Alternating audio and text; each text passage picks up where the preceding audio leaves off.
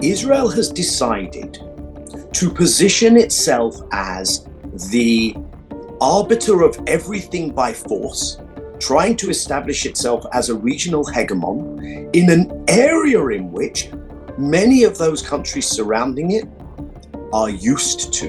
That there is a degree of ideological empathy with a large section of the population in India, particularly that section of the population that supports the government in power at the moment. And that ideological empathy also translates into the way the government deals with Israel and some of the issues in which Israel is involved. One of the agenda items that Pakistan has when it deals with the United States is not what United States can do for Pakistan's progress and its prosperity and its development, but what it should not do with India. Israel has always been wanting to get the support or drag the United States into fighting Iran for a long time, for years now. We know about the role of lobbies in American politics. We know about the role of campaign financing in American politics. We know about the deep ties. We know that Israel, on many occasions, people have looked at this and they said, how is this in America's interest? You can only understand it through the Israeli interest. We're very used to that reality. Irony is that the Supreme Leader probably has been the most important element against a weaponization of their enriched uranium, at least up until now, because they have refused to cross this threshold. Israel, since October 7th, their economy has been suffering. Their currency has been devaluated by a good percentage. Iran has been suffering because of the sanctions and all. I think he shot himself not only in the foot but in the face with his inability to criticize the Israeli attacks on Iran. And he got a lot of pushback, not just from people who are generally against the monarchy, but from a lot of monarchists. The region cannot afford another conflict. There are already so many ongoing conflicts in Yemen, in Sudan, in Syria, in Lebanon. So another conflict is going to be heavily on a region that has a lot of ambitions.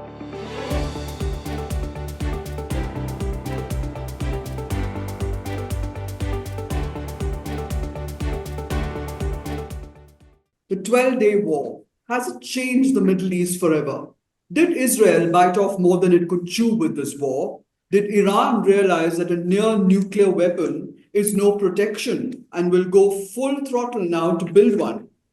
Ayatollah Ali Khamenei, the supreme leader of Iran, has, in his first public comments, has hit out very harshly at America, threatening to attack all US air bases if Iran is ever attacked again. Iran will never surrender to America, is what he said. So what's the real truth behind all this hype? We'll start with Daniel Levy, who's one of the most respected analysts there is on Iran and Israel, of course. He's a commentator, author, and former advisor to the Israeli government, with formerly an Israeli negotiator, which I'm very impressed with, sir. You were part of the Oslo II peace process. He's the current president of the US Middle East Project and was among the founders of Jade Street. Welcome, Mr. Levy. So would you just tell us what you feel is the takeaway, the biggest takeaway from this war? Is it a fragile truce? Is it a truce that will hold? Or are we going to see a further conflagration in the months to come as Iran probably opts to go nuclear again? Thank you, Nina. Good to be with you and your other esteemed guests.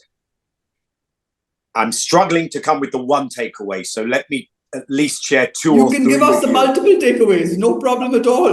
I won't go that far. You know, the best laid military plans often don't survive their first contact with reality. And I think we are likely to see some of the unintended consequences playing out here. It's not that Israel achieved nothing, and the US achieved nothing. Clearly, there were serious hits taken by Iran. But if you put this in the context of something that this prime minister in particular, but the Israeli system in general, has been warning about, walking up to the edge of, and trying to drag the US into for over 3 decades. And I think we can say, at least on the Israeli side, they threw whatever they had in not only their arsenal, but their intel, their penetration of the Iranian system at this. It feels like the results are underwhelming, mostly because of defects on the defensive side, in terms of people having seen the images of Israeli cities being hit in a quite unprecedented way. And especially when you factor in something that I think is now a real issue for Israel, which is relative thresholds of pain. Israel has decided to position itself as the arbiter of everything by force, trying to establish itself as a regional hegemon in an area in which many of those countries surrounding it are used to being in quite Basically, difficult situations. So what you're saying, Mr. Daniel Levy, is that the US Vice President has also sort of vocalized the very same language of force and aggression, and this is something that ties that mirrors what the Israelis have done in the region. But if you want to premise so much on not only projecting, but actively, repeatedly using force, West Bank, Gaza, Lebanon, Syria, Iran, unless you have total dominance, which Israel, it's now very clear, doesn't have, you need to be able to absorb some of it. And I think people are asking real questions about the resilience on the Israeli side, number one. Number two, we have now had President Trump posting on social media, the US saved Israel. That is not a narrative the Israelis are going to feel comfortable with. He did it in the context of saying, I'm now going to save you personally, Netanyahu. They should drop the court case against you. But that first part of the sentence is going to have a lot of eyes opening in Israel and in the region. Secondly, Israel, here I'm talking less about Iran, but more about what it's done in Gaza for the last 20 months and the layer upon layer of cruelty and war crimes committed there. Israel has sent a signal to the region. We are, and this is a terrible signal to send, we are the reckless extremists who need to be reined in, and we are causing a problem for your own publics as they watch this every day. And now, alongside that, the region looks at it and says, and you have weaknesses vis-a-vis Iran, and here's a big dilemma. Either you have to go with the spin that Iran has been dealt a devastating blow, or if you don't accept that spin, and I think it is in significant, not only, but in significant measure spin, if you don't accept that spin, then you have lost your organizing principle for trying to rally the region with you. For so long, Israel said, don't look there. Don't look at what we do to the Palestinians. Your bigger headache is Iran. And now the region is saying, well, if Iran is not such a big headache now, can we look at what you're doing to the Palestinians? Because that is what is radicalizing everything in our region. You have become the destabilizing state, much more than Iran. You're the American ally here. We have a serious problem. Lastly, I would just say proliferation. You mentioned this, Nina, this question of, can Israel be the only nuclear armed state in the region after what we've just seen? Countries are going to be looking at their ballistic missile capacities if they feel threatened by Israel, and pretty much everyone does now, if it's allowed to do whatever it wants. And people are going to be revisiting the question of nuclear capacity. I'm not going to go into this, but you live in a region where there's a certain deterrence by two parties having a certain capacity. In the West Asia, Middle East region, Israel uniquely has that. And I think we're now looking at a reality where either a nuclear-free zone will be on the table or a free-for-all, where anyone can pursue this. And Israel's hegemonic ambitions are impossible to succeed in when Israel has set itself on a path of what it calls total victory against the Palestinians, what everyone else sees as an ethnic cleansing. And I hate to say this, but it's a genocidal campaign.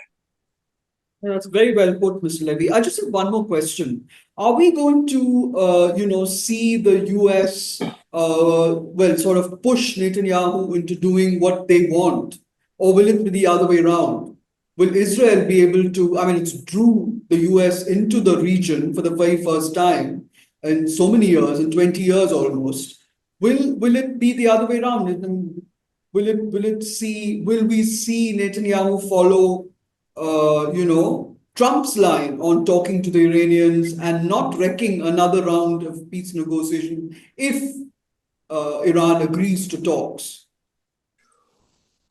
The Israel-US relationship is exceptional. It's peculiar. It's mediated through multiple things. We know about the role of lobbies in American politics. We know about the role of campaign financing in American politics. We know about the deep ties. We know that Israel, on many occasions, people have looked at this and they said, how is this in America's interest? You can only understand it through the Israeli interest. We're very used to that reality. Something happened on this occasion, and it may end up more significant than what or was not impacted at the Fordow facility in Iran. What happened on this occasion is you had a divide on the American right between Israel first and America first. And inside MAGA, you saw this tension unfolding in ways that many of us could not have expected. On the Democrat side, and the mayoral primary of the Democrat Party is testimony to this, the success of Zohran Mamdani in that primary. On the Democrat side, long ago, the base, the constituency, the voters, not always the elected leaders, but the voters moved on the question of Israel, and especially Israel-Palestine, and they're uncomfortable with the way America supports and does not in any way sanction or hold Israel to account for its violations of international law. But that wasn't the case on the Republican side. Now that appears to be breaking, and therefore the question of, does Israel lead America by the nose, or will Israel have to get in line when America says stop, is a big question. On the Palestinian question, there still does not seem to be a willingness to lean in. On broader regional questions, there might well be, and we may well be looking at a situation where actually the way forward is a comprehensive arrangement that brings Iran in, doesn't try to freeze it out. As part of a regional arrangement, Israel is extremely ill-equipped to go down that path because it does not have, at the moment, any politics, any political diplomatic plan that is grounded in realism. Unfortunately, it sees any problem and it says, I've got a bomb to solve that. The size of the bomb, where the bomb exactly lands, that is not a good place to be when you're looking at a rapidly shifting regional and geopolitical landscape. It's very well put. Thank you very much, Mr. Levy. I would like to introduce our other guests, who are all very distinguished people in their own right. The Ambassador Jawed Ashraf. He's recently India's ambassador to France and Monaco. He's served in the Indian missions in Frankfurt, Washington, Berlin, and Kathmandu, as well as Singapore, and is an expert on Europe, as well as the United States and the Middle East. Welcome, Ambassador. Also on the show is Dr. Rusbe Parsi, adjunct lecturer at the Department of History at Lund University in Sweden, specializing on Iran and the Middle East. He's worked earlier as a senior analyst at the EU Institute for Security Studies in Paris, covering Iran, Iraq, and the Persian Gulf. And he's also been with the Swedish Institute of International Affairs. Welcome, Dr. Rusbe Parsi. Thank you. And my last guest, but certainly not the least, is a very good friend of mine. Hatem Bamirez is an expert in governance and political transition with over 30 years of experience working with the world's most fragile states, such as Somalia, Sudan, Afghanistan, Yemen, and Iraq. Commentator and analyst on the US, the Middle East, and North Africa. He's worked extensively with the UN and a number of international organizations. Welcome, Mr. Hatem Bamirez. So to start with you then, Rusbe Parsi, please tell us what you see as happening with the current situation after the Ayatollah Ali Khamenei has made these very dramatic remarks which show there's absolutely no way that he's going to back down, despite the fact that behind the scenes, we hear that Steve Witkoff and the Iranian Foreign Minister Abbas Araghchi have been meeting and speaking to each other, and you have Donald Trump, of course, assuring the world that talks will begin next week. So where do you see this very fragile truce I see it more as a truce and a ceasefire, truce leading to? Will there be a rapid kind of nuclearization, move to weaponize its nuclear weapons by Iran, or will it back down and, what's on the cards? Well, thank you for having me on the show. I would say that often I think that what we see in Iran is that the less they can do, the more they scream. So in a sense, the harsher the rhetoric, it usually covers up for inability to act or unwillingness to act. So in this case, I think what the Supreme Leader is doing is really notching up the rhetoric to a point of making it look like Iran is totally defiant because he needs that political cover. But I think, behind closed doors, they're well aware of the weaknesses that have been exposed in their system, especially when it comes to defense and security. And in that sense, I do not think that they can afford more warfare, especially not with the United States. So if you look at how they reacted to the Israeli attack, it was very clear that they were avoiding the Americans at all costs. And they only responded once the Americans themselves attacked. And even that response was very much reminiscent of the way they handled the killing of General Soleimani in Baghdad, basically by doing a symbolic counterattack, which had no American casualties, and thereby allowing Donald Trump in his first presidency to declare some kind of victory and retreat. In that way, it did not spin out of control. Because in the end, they are well aware of the fact that the United States is ill-equipped and cannot afford another war in the Middle East, but it is not of existential nature to them. But for Iran, it is of existential nature, which is that they cannot afford it at all under any circumstances. So, there's this sort of complication that is, and contradictory statements that are coming from, Donald Trump, the president of the United States, versus the Pentagon leak, which says that the bunker busters did not actually penetrate deep enough, even though they sent 12 bunker busters, into Fordow. The 2 days before that, there is satellite images of trucks in Fordow transporting material out of there, which basically implies then that the Iranians managed to sort of move their yellow cake and their near nuclearized weapons out of there to safety. Is that something which you take on board as being credible? Well, I think if nothing else, it would have been a disastrous example of sheer and total incompetence if once the Israelis attacked, they did not try and remove and keep safe whatever they had in terms of highly enriched uranium, which is what I think is the most prized element inside that particular facility. But either way, you can put it like this. The Iranian nuclear program is on such an industrial scale that whether Fordow was destroyed or not is almost besides the point. And this is something that Pentagon had known for 20 years, which is that even if they manage to destroy the program, the whole program, in whatever shape, sense, or form, Iran will be able to rebuild it within 2 to 3 years. So in that sense, just like Daniel Levy was saying, the idea of a military solution is at best a tactical victory. It is not a strategic solution to the problem. That will require either a land invasion, which no one can afford or want to, or a political solution through negotiations. So you're basically saying that this Trump's claim of obliteration or whether it's true or not, Iran will still have the capability to weaponize its nuclear weapons. Is that what you're saying? Yes, I mean, I think sometimes in the media and the politics of all of this, I've been following this since 2009, there is an over interest or focus on the technical aspects. In the end, it's not about how much they've enriched. It's about whether they've taken a political decision to do something with what they have enriched. And in that sense, the irony is that the Supreme Leader probably has been the most important element against a weaponization of their enriched uranium, at least up until now, because they have refused to cross this threshold. They want to be on the threshold, but they have refused to cross it.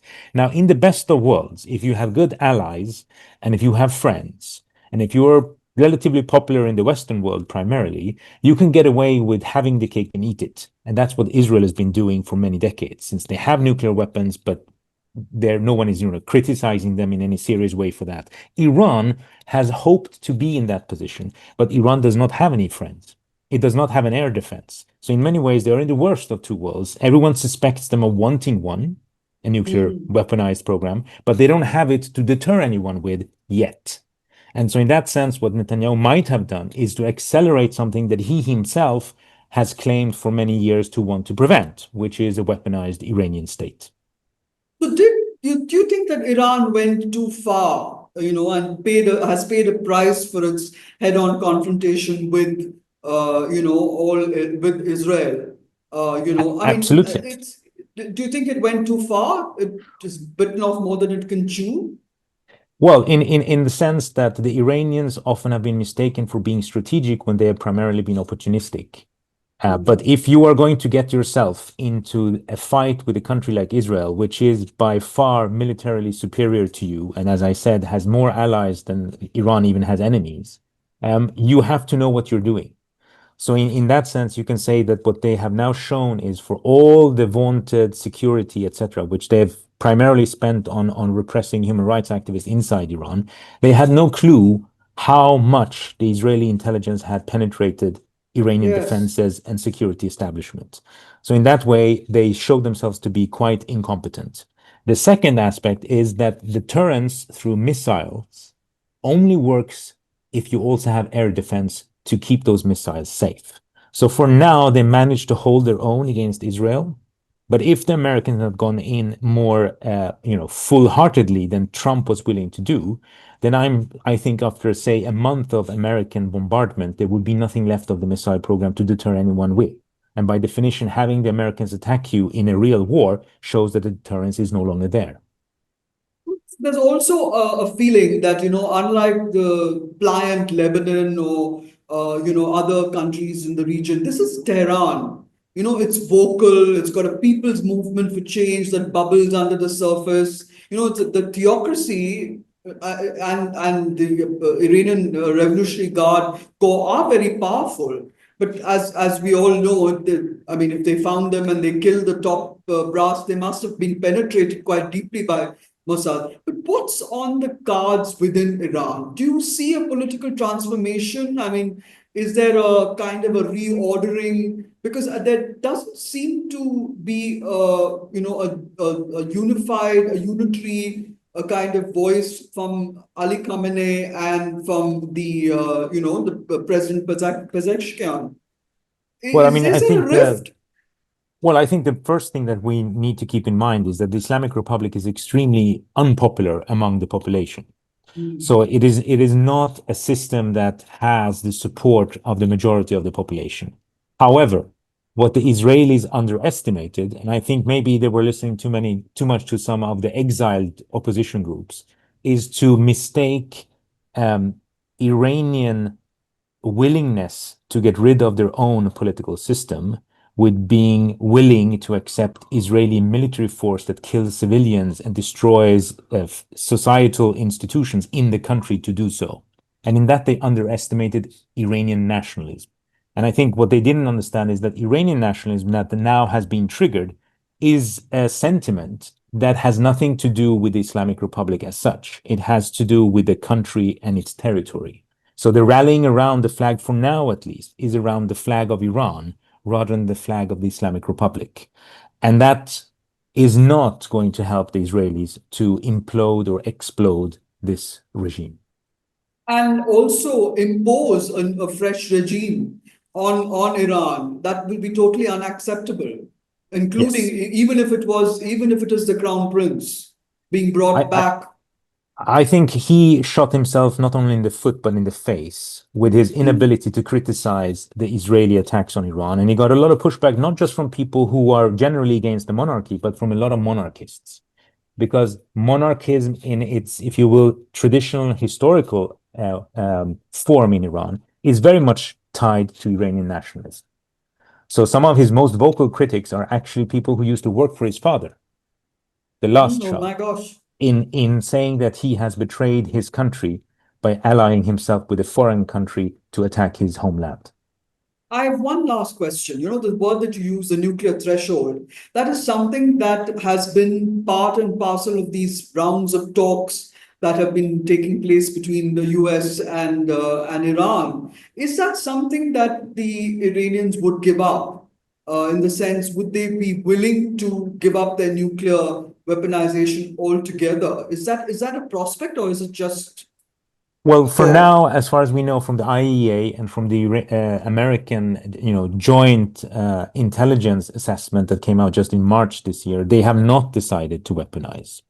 And I think the element that they would not be willing to give up is the enrichment program, because it gives them all the independence in terms of producing nuclear fuel, but also the knowledge needed to weaponize if things get really bad.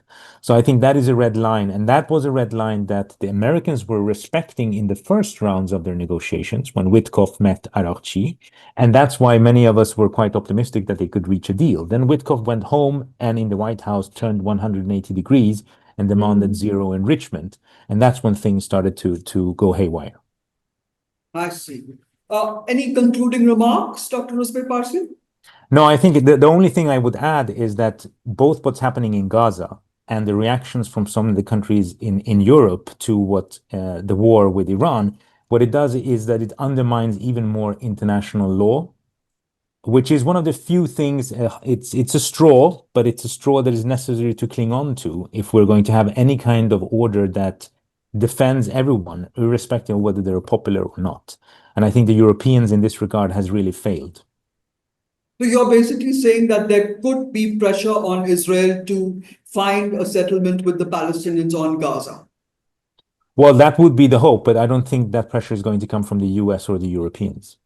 Because that would then give the Arab world, the chance to unite and work unitedly against, the genocide that is going on in Gaza. Yes. Yeah. Yeah. Thank you very much, Thank Professor you. Parsi, for coming on My the pleasure. show. Thank you. Thank you. So, can I come to you, Ambassador Ashraf? Yeah, India's newfound relationship with Israel is very interesting. Where do you see that going? Because there are some reports, I mean, completely, chatter on the dark web, which says that Indian tech companies have worked closely with Israel in tracking the whereabouts of senior leaders in Tehran. I don't know how far this is true. And Tehran has very strangely thanked the people of India for their support. It hasn't thanked the government of India, even though there was a conversation between President Masood Pezeshkian and Prime Minister Modi. I mean, are we reading too much into this chatter on social media? I mean, is this a tricky relationship now? Because, I mean, you have to keep the lines open with Israel as well as with their arch enemy now in Iran. Well, I think, this is a region, first of all, of extremely high stakes for India. I cannot think of any region which is as complex but involves as much stakes for India as this entire Gulf, Middle East, West Asia, whichever political nomenclature you give to that geography. And there are multiple layers of conflicts there and intersecting challenges. But also, please remember that we also have a very complex set of relations with everybody over there. Now, with Israel, the relationship, since we started with Israel, is extremely strong.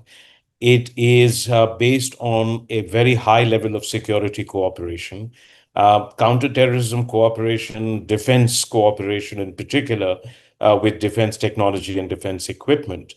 There are also areas of cooperation relating to science and technology, agriculture, etc. But that's the softer side of it. But I'd also say this, that there is a degree of ideological empathy with a large section of the population in India, particularly that section of the population that supports the government in power at the moment. And that ideological empathy also translates into the way the government deals with Israel and some of the issues in which Israel is involved. For example, that we abstained on the vote on ceasefire in Gaza just a few weeks That's right. ago. We were just one of the 19 countries that abstained on that, whereas even European countries who have a much closer and a longer relationship with Israel voted in favor of the resolution. So while we have a very pragmatic, practical, serious cooperation on issues of security to us, there is also, I said, an ideological empathy on that. But I wouldn't go so far as to say what is put out on the dark web. Um, you see a sense of high level of enthusiasm for Israel in the social media in India, and some of which extends to saying that they were working in tracking the Iranian leadership. Look, Iran is a very important relationship for us. We have had our share of challenges with Iran, but please, I mean, it wasn't just a neighbor until 1947, and we do speak about our civilizational links. But in today's term, you're dealing with a major power in this part of the world, which is a very important region for us, as I said.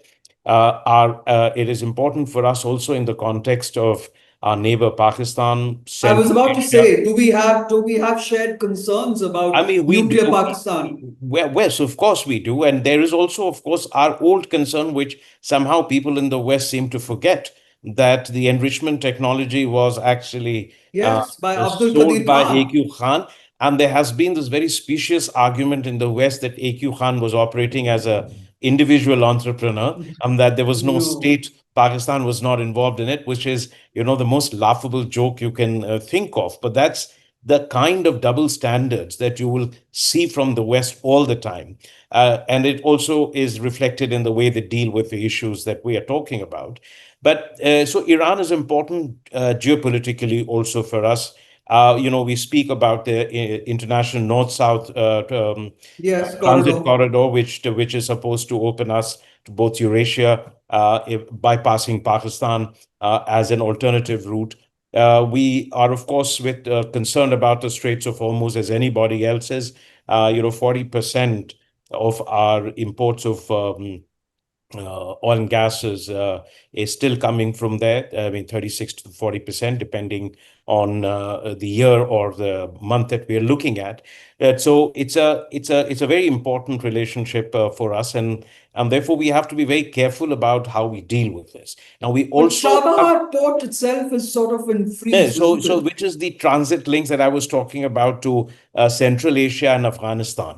Because for a long time, our land access to Afghanistan is blocked by Pakistan. They exercise That's a right. veto on the way Afghanistan deals with us. But also remember that, Chabahar is just 540 odd nautical miles from Kandla. And from there, if you take even a route to Turkmenistan, you could actually have Turkmen gas, which the Tapi gas pipeline couldn't deliver. And you have multiple options in terms of looking at it with Iran. Now, we also have, as you can see in our vote in the IAEA, Yes, we maintain a position where we say that Iran has all rights under NPT for peaceful uses of nuclear energy, but that's it must right. also abide by its obligations under NPT, which means that it must not pursue a nuclear weapons program. Now, enrichment itself is not banned or prohibited under the NPT. It is the possession of or building and possession of nuclear weapons for an NPT signatory state. Now, Iran so far has not said that it is doing that. So we have this, but there is also a larger issue I wanted to say that is in the region. It is also the Gulf countries, and there is this, the GCC six countries that have their own share of concerns vis-a-vis Iran. They saw them as a revolutionary Shiite force hell bent on changing the course of the region. Saudis were very concerned. UAE was very concerned. Yet they also know that they have to maintain relationship with them. They see that Iran was able to project power beyond its borders in Iraq, in And Lebanon, yes, Lebanon, and that they had hit a missile into Saudi some into time Saudi back. Arabia. But Yes. they have also been a rapprochement precisely because of the turbulence of that region. But we have, Mm. and we have 9, 10 million, this is bears repeating, 9, 10 million Indians there. It's a major trading destination. 60 billion in exports, 120 billion in imports. So that's about 180 billion in trade. 40% of our remittances still come from there. So, as I said, already a major energy source. All that is fine. But there is also about connectivity to Europe, which we're now talking about IMEC. We see trouble in Red Sea. We see trouble in, from the Houthis. And that affects our trading relationship with the West, which is Europe and the United States. There's also the larger geopolitical competition, the interplay of United States, Russia, and I was China. about to say, yes. Yeah, and that is of great concern to us. So when we look at this region, there are multiple layers that we have to look at, including on the relationship that these countries have with Pakistan. I mean, that's always at the back of mind, China, Pakistan, and what it means for Did the it region. worry you at all, Ambassador, that the red carpet that was given to the Pakistan army chief in the White House by Trump, and he brought it up again when he was at the NATO summit in Europe, in Brussels the other day, yesterday, where he actually talked about how he wanted to be the sort of bridge between India and Pakistan. And I mean, that does seem to. I see. Optics of it looked awful. The kind of discussions they may have had is something. I mean, there's no need to speculate on that. But my experience, having dealt with the United States for more than a decade, including through phases when the Pakistan-India issues were pretty hot, 2099, 2001, 2002, 2008, 2015, etc., is that we also know how to deal with this. That is, there are certain fundamental strengths of the relationship that we continue to work on. And, there were many precedents before who believe that they can play a role in mediating between India and Pakistan. There are many precedents before who thought they could. But you now have a transactional Trump. It will not matter. I mean, as long as both parties involved in any kind of a dispute or conflict or an issue are agreeable to this doesn't work. And so I don't think that part is important, nor should we let this notion of hyphenation bother us, because hyphenation is in the mind. If we decide that we feel hyphenated with Pakistan because President Trump speaks of us in the same breath, then that's our problem. In 2002, we were having almost a weekly visit from the United States to tamp down the tensions between India and Pakistan. We moved past that. I've written about this in the Hindustan Times about 3 or 4 weeks back. Again, we did that in 2008. President Obama wanted to believe that the road to peace in Afghanistan or Kabul went through Islamabad and Delhi. He felt that India-Pakistan competition was the source of trouble in Afghanistan, and therefore he wanted to have Richard Holbrooke as a special envoy for all three countries. And we told him that it was a kiss of death for this relationship if he did that. And therefore he sort of withdrew from it, focused on our bilateral relationship, focused on the larger geopolitical issues. Having said that, I think we should nevertheless be very careful, because one of the agenda items that Pakistan has when it deals with the United States is not what United States can do for Pakistan's progress and its prosperity and its development, but what it should not do with India. That is, when General Kiani was asked to bring Taliban to the negotiating table in 2010, he presented a dossier which was largely about what the United States should not do with India, rather than what the United States should do with Pakistan. So they play this, I think they overplay their card. But I think, this is coming back to this issue, of course, that on this region. And I think that even though we were very careful in the way we worded our statements. I would say that perhaps, though we probably also feel that the act of Israel attacking Iran, or the United States attacking Iran, was actually a violation of what still remains to international law or the sovereignty of the country. Israel could argue that this is only one new phase in an ongoing back and forth, including the fact that Iran has been using proxies against Israel for a long time, and then they've had a missile exchange last year. So in that sense, it is not. But when that's true. Twice, April and October. Yeah. But when you're attacking nuclear facilities and you're making direct military attacks on it, it is taking this idea of using preemption for so-called threshold nuclear states, or what one may be seen to be threshold nuclear states, into a different domain. And I think it has grave consequences for the non-proliferation regime, as some of the speakers have said before, especially David Levy, that many countries in the region, many countries in other parts of the world would say that, the best deterrent, learning lessons from Iraq, where its Osirak reactor was smashed in 1981, Yes. or Libya, or even Ukraine, would be that, you must race to get yourself a guarantee of a nuclear. That's one part of it. The second is how this plays out in the future will be of consequence to us.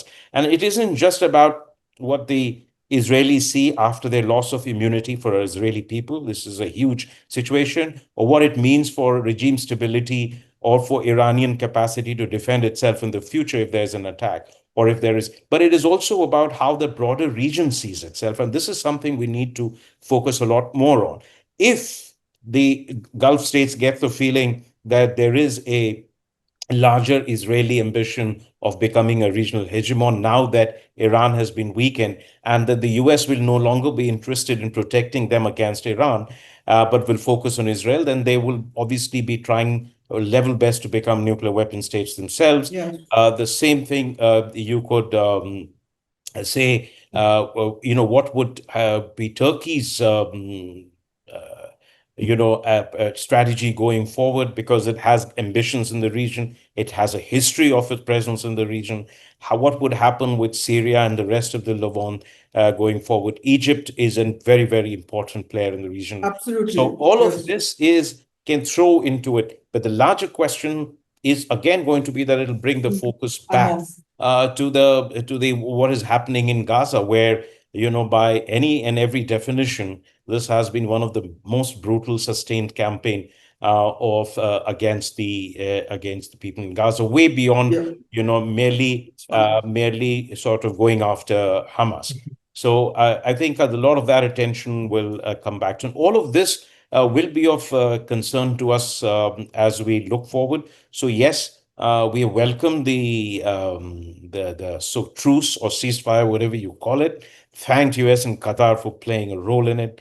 But I think we will continue to hope that there is a genuine dialogue between Iran and the United States to reach some sort of an understanding, that then the United States reins in Israel, because Israel's own future security is incumbent upon accepting its place in the larger regional context. Thank you very much, Ambassador Ashraf. Come in on this whole, this entire conversation and the debate right now in the Middle East is the way that, each of these major pawns, be it Israel or Iran or Syria or Iraq or any of these, they're all being affected by this, by Israel's moves to sort of remove any challenges that there are to its own survival. How do you see this affecting, major Arab nations like Egypt and Jordan and Saudi Arabia, the United Arab Emirates, which all wanted and at many points have reached out to Israel and have a relationship with Israel? Will that be put in jeopardy now? Thank you, Nina, for having me. Sitting here in the region, and also my roots go back to the region, there were few takeaways from the whole thing that happened in the past 12 days. One of the major things that people are talking about here in the region, and they're concerned about the intellectual community, is that what happened in the last 12 days, they highlighted that there are only two projects in the region. One is an Iranian, the other one is Israeli, where the Arabs have no unified vision or project to counter or to compete with these two different competing visions, Iranian and Israeli. So this has been really highlighted, and it has been a talk in most of the intellectual settings and in the intellectual communities. The other one is that the radicalization of the region by such conduct, which means expanding the conflicts beyond Israeli borders. It used to be around Lebanon, around Gaza, and maybe the West Bank and all, but now it has gone beyond that, which means it has expanded. So there is a concern about that, and I think the region received the truce optimistically. With they were happy to hear about it. They're still not sure if this is going to last or no. That's exactly what I wanted to bring up.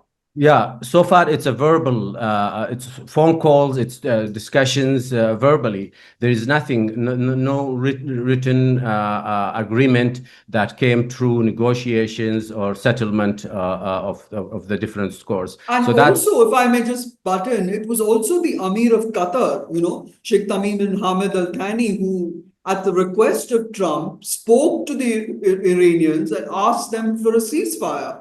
And this was, this was when they were both trading missiles. Exactly. At each other. Yeah. So it's like it's now clear, idea about how strong is this agreement and how it's going to develop in the future. Of course, there is a lot of hope that Iran and the US will restart their negotiation and something will come out of that. So, but I'm not too optimistic about. I think they will probably restart, but the positions probably might be even hardened more further because of the 12 days war on the Iranian side.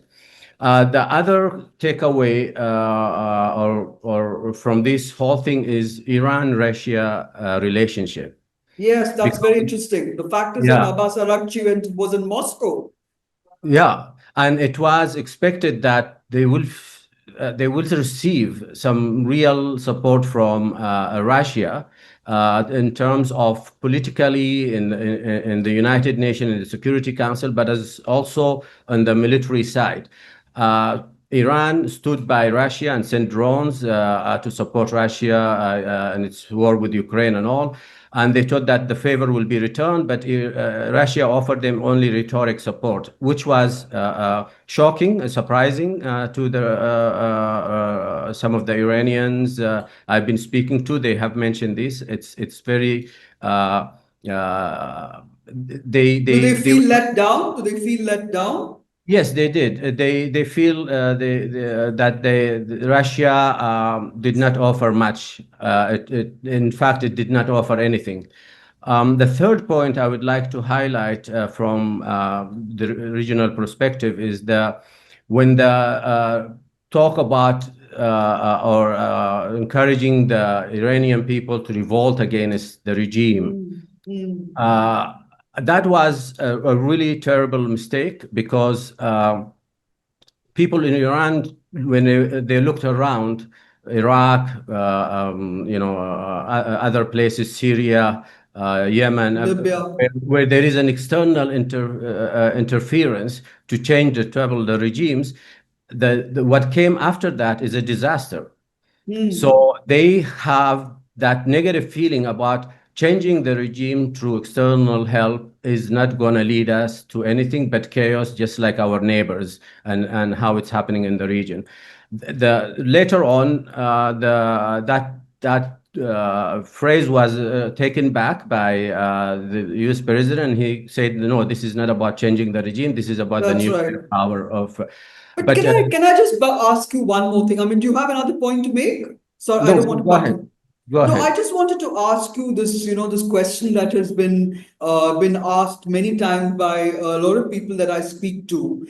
Why Israel pulled the US into this game? I mean, is it because the Israelis did not have the military firepower to counter Iran towards the end? Was it running? Did it misread Iran's military capabilities?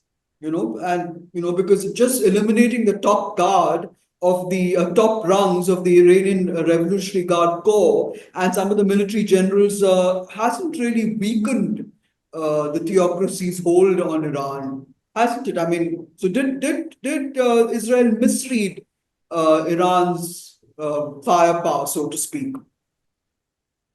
Yeah, it's a combination of all of what you have mentioned. One, Israel has always been wanting to get the support or drag the United States into fighting Iran for a long time, for years now. There was resistance. Only President Trump who dared to take that decision of getting involved militarily in Iran. His predecessors were always hesitant and were Yeah. not open even to discussing that issue. The other thing, I think also the firepower to destroy or attack the nuclear plants in Iran needed a mighty power to really have results or to have an impact. And Israel does not have that firepower to really do a real damage. So it had to rely on the United States and get them involved. Thirdly, economically, both sides, their economic position, Israel since October 7th, their economy has been suffering. Their currency has been devaluated by a good percentage. Iran has been suffering because of the sanctions and all. So for both of them, economically, they could not afford to go on with this war. They both needed external supports to ease the cost on them. Israel got that support, but it was just a one hit, and that's what Trump decided. It's not going to be a full involvement. Iran rally its allies like China and Russia to come in and support them to ease the fight cost. So I think it's a combination of both, power, military power, as well as economical disasters that they both are going through now. If you could just look ahead and see, do you think there'll be a reordering of the Middle East? I mean, you've got the US actually stepping in a very, very big way, but will it continue to play a role, or will it prop up, other counters to Israel? I mean, the sense, or in sense, in like I said, in Cairo and in Jordan, will they boost the relationship with Saudi Arabia and with the UAE? Where do you see that? And of course, Qatar has become such an important player in the game. Yeah, I think it will have some regional impact. As I mentioned earlier, at least for the Arabs, they will have to rethink that when there are Iranian and Israeli vision and plans for the control of the region and all, where do we stand? So they will have to come together and figure out a way to compete with these two different projects that are fighting over who controls or who has or who's the big brother in the region. The other thing I think worth mentioning here is that in this war, Iran did not use its arms like the Houthis in Yemen and Iraqi militia. You're right. You're right. Yeah, and I think it was a very calculated step because expanding the war, the expansion of the war was not in Iran's advantage or its benefits. They would try to contain it, try to sell it to their people as it's the Israeli enemy and us. They were not even, they were avoiding the involvement of any other countries, including the US. So they were sending those messages, and their calculation paid off. The war ended in 12 days. I imagine if their arms, their militias in the region has taken part in the war, it would have gone for a longer time. So do you think that that there could be a climb down by Iran and Israel? Because I mean, you have Bibi Netanyahu is also in a lot of hot water for the kind of the fact that the Iron Dome and the David Sling, none of this was able to hold off Iranian missiles. That was one. And people in Israel are supposed to be very unhappy about the kind of destruction that has been wreaked in their country. So that is that something that you can sense when you talk to people in the region?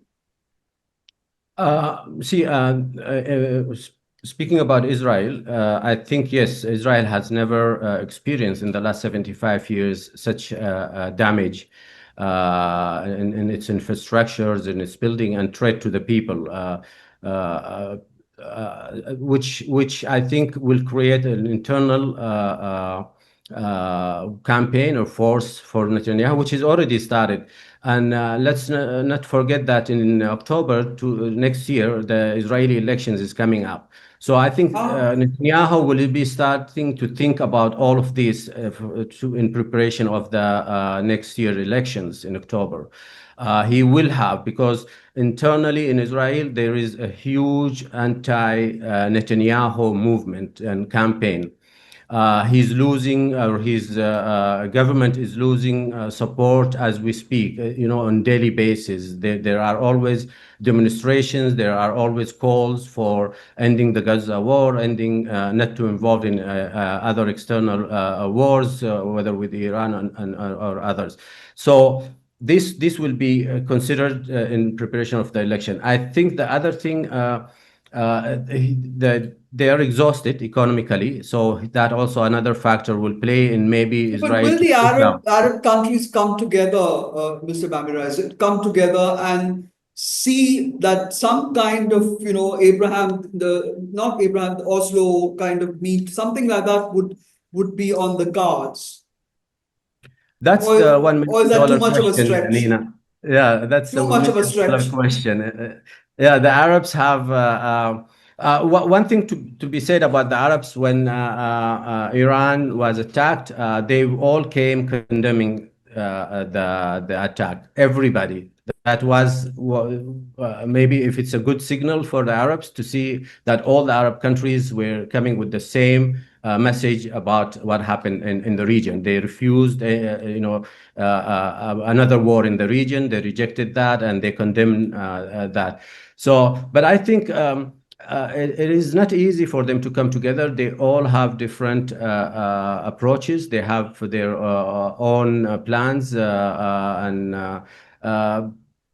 The Arab League will be meeting soon, and let's see what comes out of that. But I'm not confident that they will all have the same position, especially that different countries in the region have different relations with both sides, with Iran and Israel. Some have normalized the relation with Israel, and they feel that they need to probably to build that normalization relation and all, they will have to take a little bit the side of Israel to strengthen that new relation started.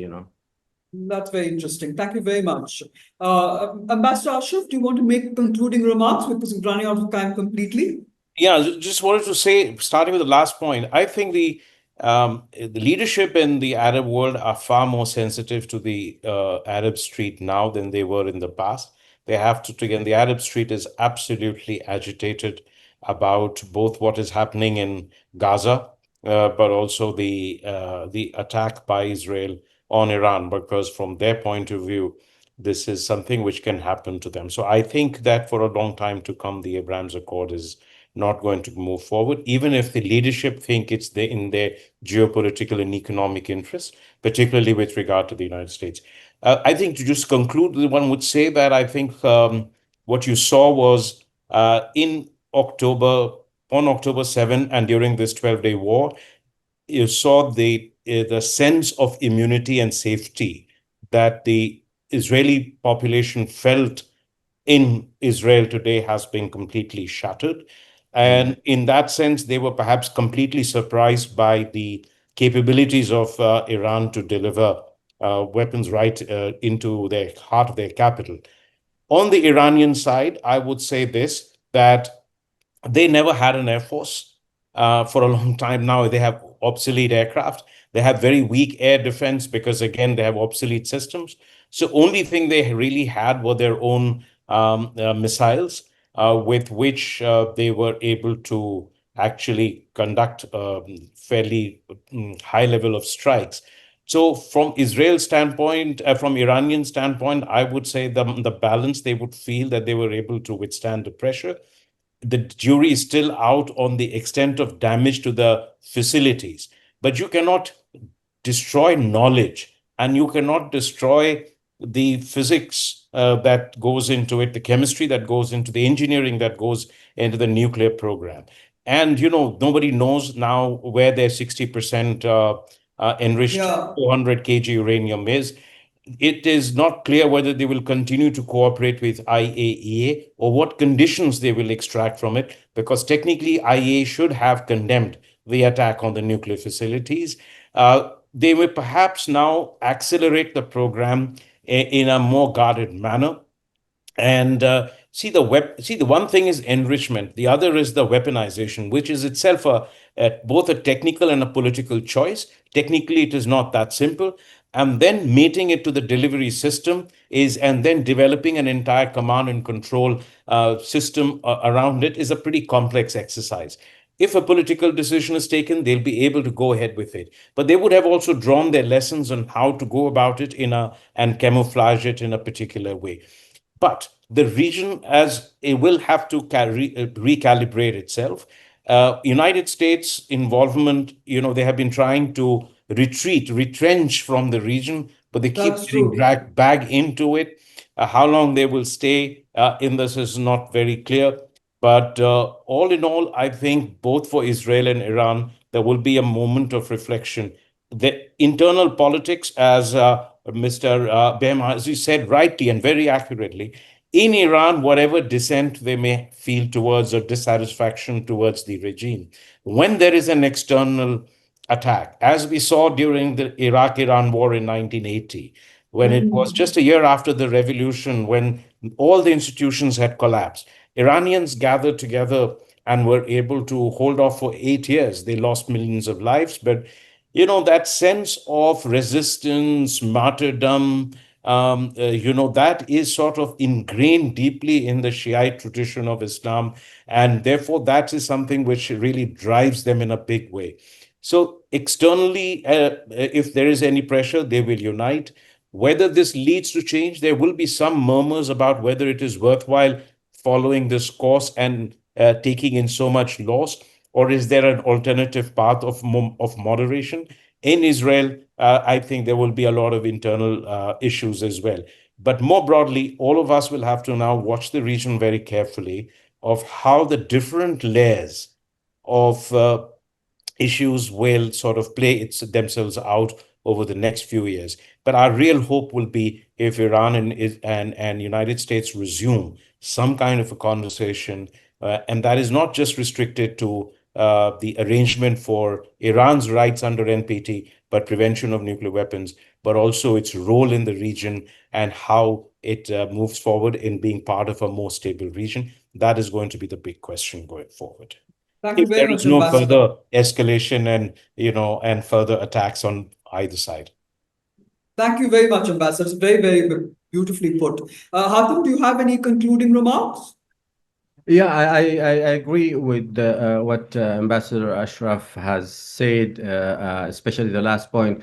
I would just say that I think in the region cannot afford another conflict. There are already so many ongoing conflicts in Yemen, in Sudan, in Syria, in Lebanon. So another conflict is going to be heavily on a region that has a lot of ambitions. I mean, the Saudi 2030 vision is a massive program, a massive plan.